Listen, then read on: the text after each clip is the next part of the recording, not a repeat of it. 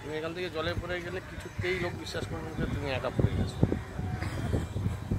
করবে কোনো মতে? কি ভাববে যে ঠেলে ফেলে দিয়েছে? বলবে ঠেলে ফেলে।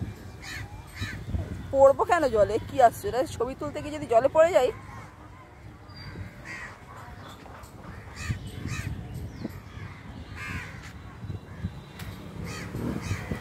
তুই লাউ গাছটা খেয়ে নিচ্ছিস কেন? এ বাবা,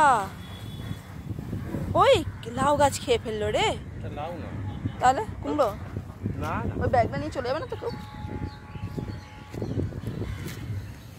কি গাছ খাচ্ছিস তুই? লাউ পাতা নয়?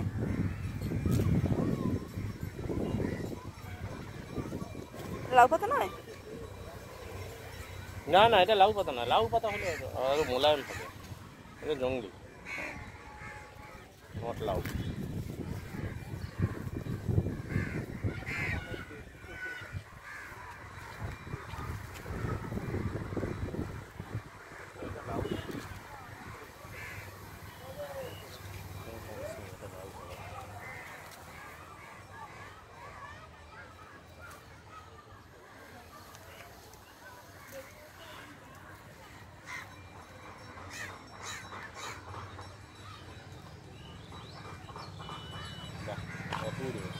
উড়ে গেল, বাড়ি ফিরছে সন্ধ্যেবেলা। ওই গাছটা কি গাছ বলো তো? সামনের গাছটা কি গাছের? এইটা নয়, এটা শিশু গাছ। এই গাছটা তো বড় গাছটা। শিশু গাছ। পরেরটা কি বলো তো? জানি না। ছাতিম গাছ। ও আচ্ছা, বড়টা ছাতিম গাছ। পরেরটা সপ্তপর্ণী। ওটা একটা গাছে দেখবে 7খানা পাতা একসাথে থাকে। কোন গাছটা? এই গাছটাই, ছাতিম গাছটা। অপূর্ব গাছ, অপূর্ব ফুলের গন্ধ।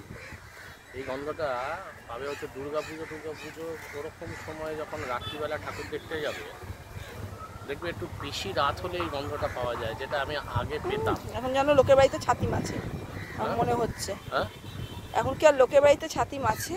লোকের বাড়ির জন্য না, এই যে রাস্তা দিয়ে আমাদের ঘুরতে হয় তো রাত্রিবেলা, ঠাকুর দেখতে আচ্ছা আচ্ছা, তখন ওই গন্ধটা রাস্তায় থাকতে পারে। দিনের বেলায় যত রকম গাড়ি যায়, এতে প্রত্যেকটা করে গলির ভিতর দিক দিয়ে হাঁটছে। হ্যাঁ, এই টাইপের সময় না এই পান একটা গন্ধ, যেটা আমি আগে পেতাম, আমার দারুণ লাগতো। আস্তে আস্তে কলকাতা এইখানটা দেখো, মনে হচ্ছে গ্রাম্য এরিয়া। দারুণ, বাচ্চারা সব খেলছে।